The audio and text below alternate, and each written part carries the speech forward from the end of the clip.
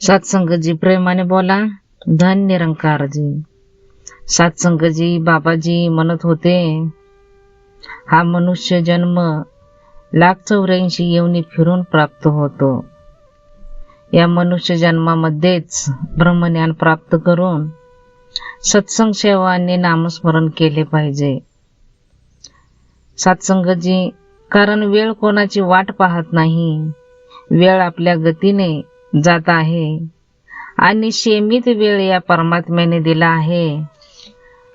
आपल्याला या वेळेतच आपल्याला या जीवनाचे कल्याण करायचे आहे। सत्संगजी, सद्गुरू बाबाजी म्हणतात, हेच सत्य जनाजनापर्यंत पोहोचवण्यासाठी, आत्म्याचे नाते परमात्म्याशी जोडण्यासाठी भक्त किती प्रयास करतात, किती परोपकार करतात, कारण कोणीच वंचित राहू नये, सर्वांनाच या जन्माचा लाभ प्राप्त व्हावा।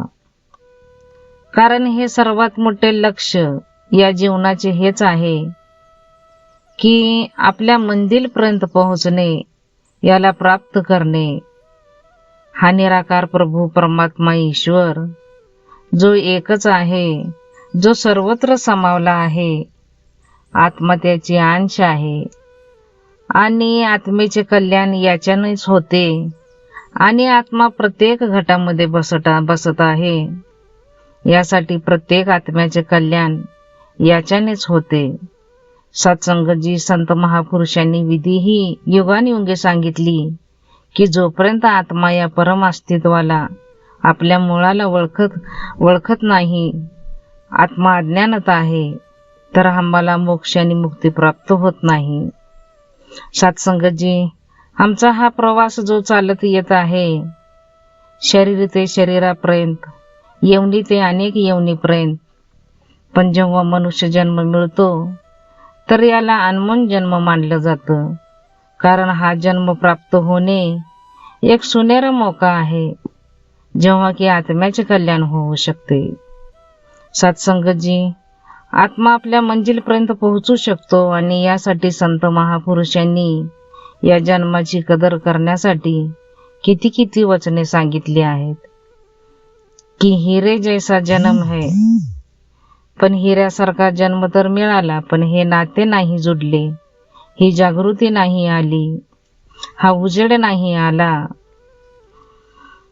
तर सत्संगजी म्हणतात की कवडी बदले जाय। मग हा हिऱ्यासारख्या जन्माचे मूल्य पडते कवडी, तर ही कवडी किंमत कोणत्या कारणाने पडली या जीवनाची, तर ती यासाठी पडली सत्संगजी, माणसाने ते पाऊल उचलले नाही, आपले पाऊल सत्याकडे टाकले नाही, याने ब्रह्मज्ञानीचा संग करून या सत्यधनाची प्राप्ती नाही केली, हे भरम नाही मिटले, हा उजेड नाही आला, यासाठी हा हिऱ्यासारखा जन्म कवडीच्या भावात जातो।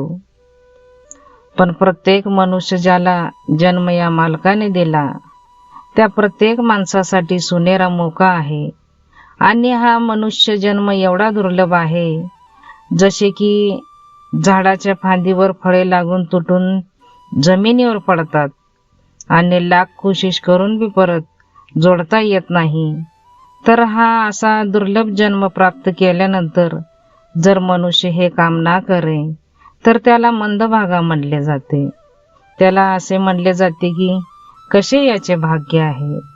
तर सत्संगजी, हे भाग्य ही बनतात या महिन्यात की जे सर्वात दुर्लभ आहे त्या जन्माला मिळवून आणि मग जे हे सत्य हा परमात्मा ईश्वर त्याची प्राप्ती होते, तर मग याच्यापेक्षा उत्तम भाग्य कोणाचे असेल जगामध्ये।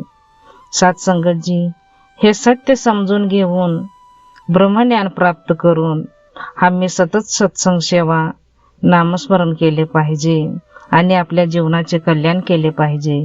सत्संगजी प्रेमाने बोला, धन निरंकारजी।